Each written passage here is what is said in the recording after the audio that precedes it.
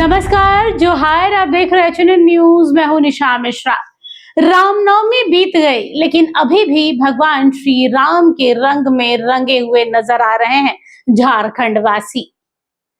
रामनवमी के दौरान कई तस्वीरें सामने आई। कहीं दो गुटों में लड़ाई दिख रहा है, तो कहीं हिंदू मुस्लिम का भाईचारा दिख रहा है। गंगा जमुनी तहजीब देखने को मिली रांची में, जब एक मुस्लिम समाज के भाई ने एक छोटी बच्ची को लेकर हाथ में राम के नाम का ध्वज हाथ में लेकर नाच रहे हैं, झूम रहे हैं, शामिल हुए हैं रामनवमी में। तो कई एंगल देखने को मिला। एक और देखने को मिला जब इरफान अंसारी रामनवमी मनाने के लिए गए और स्टेज के नीचे से शूटिंग हो रही है कि डीजे तो बजा और बजेगा ही। और अब एक और एंगल देखने को मिला है जब आदिवासी नेत्री निशा भगत भी पहुंची हैं रामनवमी मनाने के लिए। देखिए, निशा सर्वधर्म को मानकर चलती है ये तो मैं नहीं कहूंगी, क्योंकि वो खुलकर बोलती है कि मैं आदिवासी हूँ, आदिवासियत को लेकर चलती हूँ, प्रकृति पूजक हूँ, प्रकृति को मानती हूँ, सनातन को मानती हूँ। और हाल फिलहाल में उनका भी एक बयान खूब वायरल हुआ था जब उन्होंने कहा था कि भाई सनातन और सरना एक जैसा ही है, कुछ कुछ चीजें मिलती हैं ना। हम सरना है और हम सनातन का अपमान नहीं कर सकते हैं। और सनातनी के रंग में रंगी हुई नजर आ रही हैं, राम के रंग में रंगी हुई नजर आ रही हैं। और गई थी वो रामनवमी में, वहां से स्टेज पर खड़े होकर जब वो बोलती हैं तो लोग सुनते हैं, क्योंकि आवाज बुलंद है, बोलने का लहजा अच्छा है। और जहां तक अपनी बात पहुंचानी होती है वहां तक एकदम, चाहे वो कटाक्ष हो, चाहे वो अपनी बात रखनी हो, वो एकदम दमखम के साथ में रखती हैं। उन्होंने कहा कि भाई राम भी जब वनवास हुआ था तो जंगलों में रहे थे और वहां उन्हें माता सबरी मिली थी जो आदिवासी समाज से आती हैं। तो आदिवासी समाज और सनातन का रिश्ता आज से नहीं रहा है, पहले से रहा है। जो लोग आज ये कहते हैं कि भाई सरना सनातन एक नहीं, आदिवासी और सनातनी एक नहीं हो सकते हैं, उस पर लेकर लंबी चौड़ी भाषण दी। एक बार सुन लेते हैं निशा ने क्या कहा है।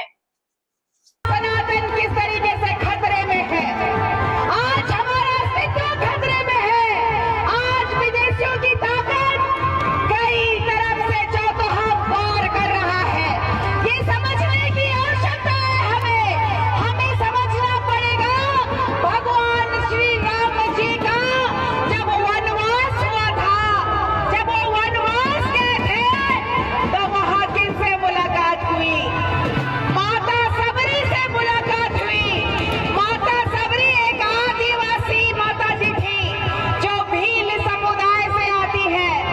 भगवान श्री राम मर्यादा पुरुषोत्तम जी ने माता सबरी के जूठे मेर खा करके उन्होंने प्रेम का भाव और हमारे समानता का भाव उन्होंने प्रदर्शित किया था। और मैं कहना चाहती हूँ तमाम सनातनी भाइयों से, बहनों से और सनातनी परिवार से, यदि जंगल नहीं बचेगा तो हमारे मर्यादा पुरुषोत्तम जी का जो इतिहास रहा है कि सरना समुदाय के साथ जो प्रेम का, जंगल जमीन की जो बात होती है, ये इतिहास के पन्नों को हमें भूलना होगा। यदि हम भूलना नहीं चाहते हमारी आस्था को, हमारी परंपरा को, हमारे जंगल जमीन को नहीं मिटना देना चाहते हैं, तो हमें एक होकर के काम करना होगा। देखिए, निशा भगत का कोई बयान ऐसे ही नहीं आता है। निशा भगत जब कुछ बोलती है ना, तो कई लोगों को उस भाषण के माध्यम से जवाब दे रही होती हैं। बीते कई दिनों से ग्लानसिंग डुंगडुंग हो, बंधु तिर्की हो, कई कुछ लोग आदिवासियों को बचाने के लिए धर्मांतरण के मुद्दे पर जब वो कुछ बोलती हैं तो उन्हें आड़े हाथों लेते हैं। खासतौर पर ग्लानसिंग डुंगडुंग की बात करें तो हाल फिलहाल में उनके सरना सनातन के बयान पर बात हो, या फिर अभी हाल फिलहाल में सुप्रीम कोर्ट का जो फैसला एससी को लेकर रहा है उस पर हो, उन्होंने निशा भगत को बिना नाम लिए टारगेट किया था। लेकिन निशा ऐसी है कि निशा भी आजकल वही राजनीति सीख गई है कि बिना नाम लिए टारगेट कर दो भैया, बात वहां तक पहुंच जानी चाहिए।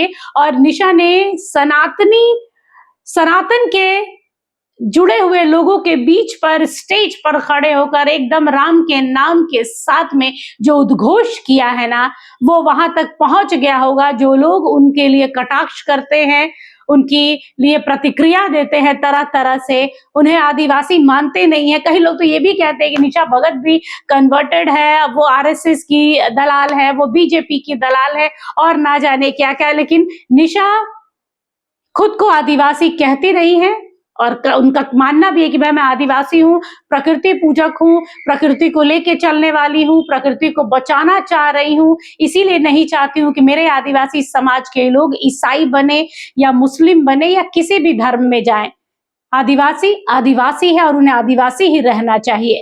फिलहाल के लिए इस खबर पर बस इतना ही। देखते रहिए एचएनएन न्यूज। नमस्कार, जोहार।